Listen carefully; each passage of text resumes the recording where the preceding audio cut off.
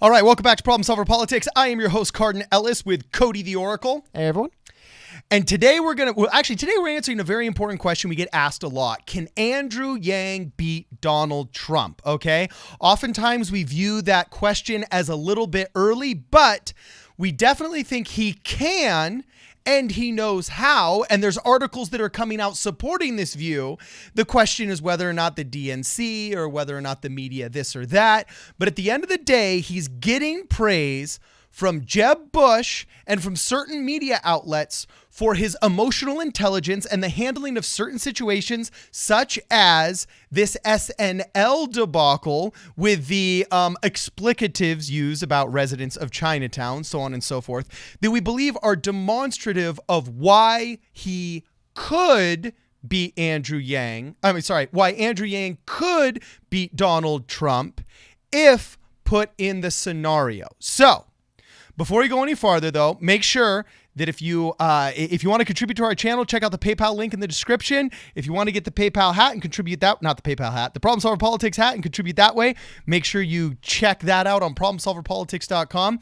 And without any further ado, Cody, tell us what's going on. Yeah, well, I mean, I think obviously we've been hearing about the story with the new gentleman SNL and his comments about particularly Andrew Yang, which is interesting, over the last weekend. But this article came out, I believe, this morning, and it kind of just was interesting to me. It said Andrew Yang knows how to beat Donald Trump. Now, I want to go down to one section on this. There may be some points, but he brings up an interesting, and I think this is a very interesting passage now for the Andrew Yang campaign, now more than ever, where it says, when you call out Trump's racism, supporters hear you calling them racist. When you call out Trump's lies, supporters hear you calling them liars. Call up his misogyny, they hear him, so on and so forth. Misogyny. Right? They counter your facts with facts of their own. When you attack Trump directly, you are attacking the identity of the people who voted for Trump, and there is nothing we won't do to preserve our identity. It's kind of a weird and creepy paragraph in that sense. However, though, I wanted to highlight that because there's been a lot of talk, and I've seen online some division about some people not liking the way Andrew Yang handled or didn't handle it. For those of you who are not sure what he didn't or did not handle correctly, I want to pull up another op-ed that came out yesterday. It said Andrew Yang is right on the SNL racism controversy. It's from Dean Obadiah, I believe you pronounce that. Said Democratic presidential candidate Andrew Yang didn't have to wade into the controversy engulfing Shane Gillis after the video and audio clip showed the newly hired Saturday Night Live cast member making racist, sexist, and homophobic comments, but I'm glad he did. Yang, a former tech executive who is a Taiwanese American, has proven to be an unconventional candidate from his plan to give Americans universal basic income. And it keeps going.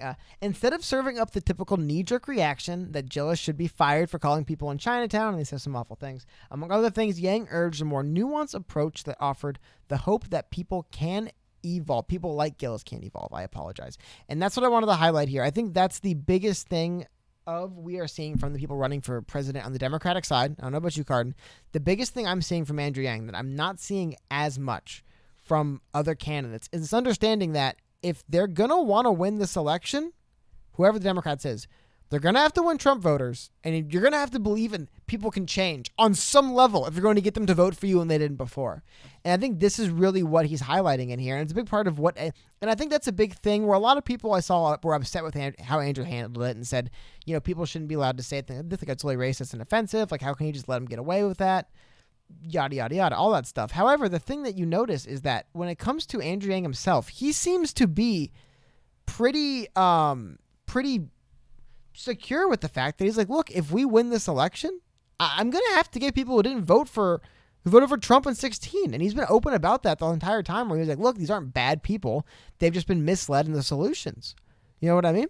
Yeah, and it's pretty evidenced by just a couple of hours ago, Trump actually weighed in on this. It's pretty interesting. Cassie Dillon. Well, a couple of days ago. A couple of days ago.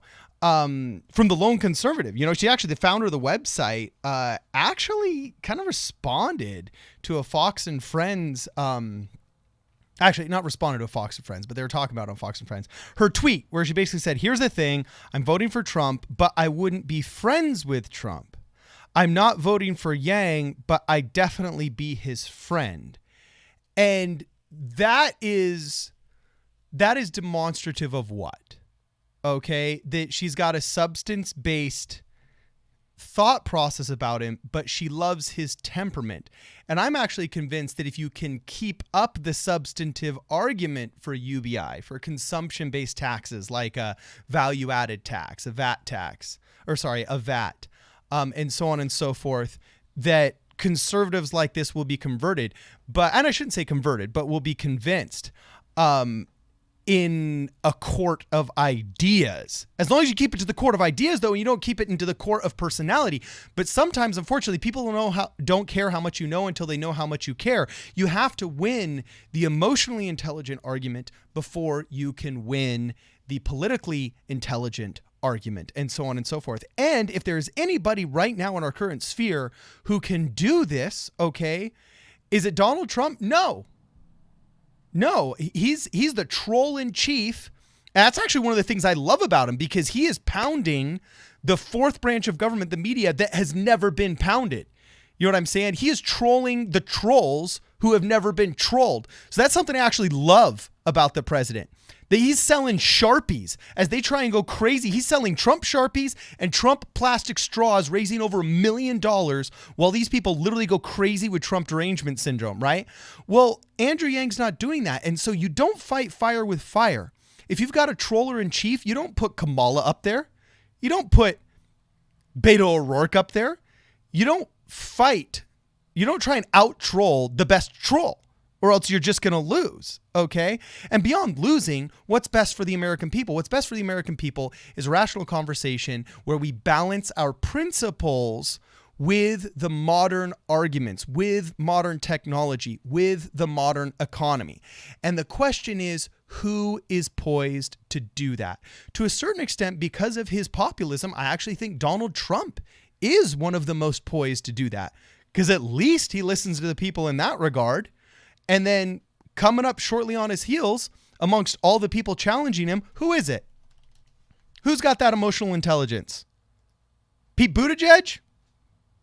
Half. Okay. Kamala Harris? Pfft. Joe Biden? No, he's sold out to the SJWs already. Look at his first campaign video. Kamala Harris? Klobuchar? Okay. Maybe, no one else convinces me other than really Andrew Yang, because he's the only one where conservatives like me are saying, hey, this guy's worth listening to, and I think he's got the emotional intelligence for it. Conservatives like Cassie Dillon saying, I'm voting for Trump, but I wouldn't be friends with Trump. I'm voting for Yang. Or I'm not voting for Yang, but I'd definitely be his friend. He's getting so much closer to that point that I think that's really demonstrative of his true potential as a bipartisan, unifying, healing figure in American politics and a potentially very good president. I mean, where do I go wrong? Yeah, dude. No, like I said, I mean, I just think this thing with Cassie and Trump is interesting. It's the closest Trump has gotten to acknowledging Yang. That's interesting. I mean, he kind of did. Because Andrew Yang's in a tweet he responded to, so that's interesting. I just, like I said, the larger thing here is that I think I believe there's people that he said I'm okay with that. That's kind of funny. Yeah, but there's people that I did see online who were upset and thought Andrew Yang was not taking this seriously enough, but. This isn't exactly the rounding endorsement he would need for everyone. But I mean, Jeb Bush, for whatever reason, Jeb Bush came out of hiding wherever he was from, and gave praise for Andrew Yang for his comments on the SNL controversy. And then I want to go on because this is actually really interesting. He was on Jake Tapper just last night, Sunday night. And during his appearance on CNN State of the Union with Tapper, Yang addressed the jokes he makes about Asian Americans, including one of the debate that drew some criticism for suggesting that all Asians know lots of doctors. The 44-year-old entrepreneur claimed that he was poking fun of stereotypes in an attempt to push Americans to reflect on them. I would never claim my individual experience would speak to the depth and breadth of our community. At the same time, I think Americans are very smart. They can actually see right through that kind of myth, and if anything, by poking fun at it, I'm making Americans reflect a little bit more on them. The biggest thing I want to take away from this, a lot of people have been talking about it. It's been all over the news, what's going on with this guy and SNL and Andrew Yang and some of the awful things he said about Yang, but what I wanted to highlight is like a lot of people were upset or confused with Yang's response. But I thought this guy sums it up pretty well. So by simply firing and ostracizing anyone who makes any offensive comments without first examining the context, as well as the person's willingness to change, means our society will be worse off in the long run. We should encourage and incentivize people to improve instead of ensuring that they remain ignorant and hateful. Sorry, that's a weird formatting there. I mean, but honestly, like I said, I think that's the larger thing I wanted to just draw from this. A lot of people are saying, what is Andrew Yang doing? Why is he saying this? Why do people like it? If you disagree, I think the thing is, as somebody running for president for the United States of America, if he didn't believe that Trump voters could change, why is he running? He can't win, right? So I think this is him kind of showing that he thinks these people out there who some people might call him racist or hateful or whatever. He's like, I don't care what they are. I think they can change and they can vote for me. And I think that's what we're seeing. I think that's what we're seeing, people from Jeb Bush to CNN to all over really, really react and respond to this. I think it's the reason why we're seeing people write articles saying Andrew Yang knows how to beat Donald Trump and citing things like this. You know, I think it's one of the reasons why we see people like Trump Warrior 45 on Twitter announcing that he's going to switch and support Andrew Yang now. You want to talk about winning over Trump supporters? This was a one account. I'm not going to get too deep into it, but it was interesting. This guy had a large Twitter poll. I think 80,000 people responded. Trump versus Yang. Yang won, and he said, after watching the media didn't let Yang speak tonight, I made my decision to officially join the Yang gang and help him get elected in 2020. So the notion that you have to understand that people can change and give people that leeway, I think it extends to comedy, to winning the White House. Like, in general, that is the winning strategy, and I think Yang's right on there. I mean, like I said, we see right here, Andrew Yang is right on the SNL racism controversy. I mean, I think in general, his stance of how he's going to approach this election, how he's going to approach the general, and I think this is also going to play for him in the primary. When people start dropping out, same thing. He's not demonizing Joe Biden. So when Joe Biden drops out, his supporters aren't going to say, well, aren't you the guy who said Joe Biden was like the worst person ever? He's keeping that across the board. And I just wanted to highlight that there's a reason why we're seeing Andrew Yang gain this momentum and wins. He's peeling supporters left and right. The reason why he's peeling people like Trump Warrior 45 and others is because they see someone, I think, who realizes, look, I'm not here to judge you, which is interesting for candidate 20. It's just like every candidate wants to judge people. Andrew Yang is a lot less judgmental and more open and willing for anyone to change and come on board. He's more, come join me on board, unless you better think this way. And in the polls, we're starting to see it. We're starting to see it take shape. We're starting to see a lot more people come out. We're starting to see Andrew Yang become a name that's a lot more talked about in the news for good things. A lot of people were saying he had to crowd surf to get his name out there. You know what? In a few months, maybe he's not going to have to pull stunts anymore, and his name's just going to be out there. Well, and this is what the exhausted majority of fiscally conservative, socially liberal, or apathetic, or even socially conservative, at least just don't step on my toes, social conservatives are craving. Is I grew up in cancel culture. I almost want you to read again what Andrew Yang said about, not just canceling somebody and showing their willingness to change and believing in an ability to change, okay? Because there are so many times where even on this show, I'll just say something as a joke that's good-hearted about a friend of mine even. And then I just sit there mortified for the rest of the day thinking, holy crap, what if the SJWs get a hold of this and next thing my Twitter feed blows up? And, I've gotten calls occasionally even. You know what I'm saying? Anonymous phone calls, which makes you wonder, oh crap, who's going to dox me now about X, Y, or Z thing, And I grew up at the cusp of remembering what it was like before. I'm old enough to remember what it was like before when there wasn't cancel culture, but I've pretty much lived my entire formative and adult years in cancel culture. And I hate identity politics and the cancel culture that I don't want to say the left is cultivated, because liberal values are not cancel culture. Okay. We see CNN opinion piece right here just saying that he, quote, instead of serving up the typical knee-jerk reaction that Gillis should be fired, Yang urged a more nuanced approach that Gillis can evolve. And yes, and we've lost that. Like, sometimes you do get Republicans that the second they hear something about $1,000 a month, they're like, socialism. And that is a rendition of cancel culture. I'd say that was just more like tired of such high taxes, they reject anything that seems like it might represent higher taxes. So I don't know if I call that cancel culture as much as just, knee-jerk human reactions. But this cancel culture has gotten so toxic that we crave somebody who will just view things like we do. People say stupid stuff sometimes, okay? And I really think that's Donald Trump got elected because he cancels the cancelers. Okay? He feeds them their own medicine on a plate. And that's fun to watch when you've been the victim of cancel culture before. Because you feel like, they're getting back at your enemies, okay? But that can only last so long. That euphoria can only last so long, So anyway,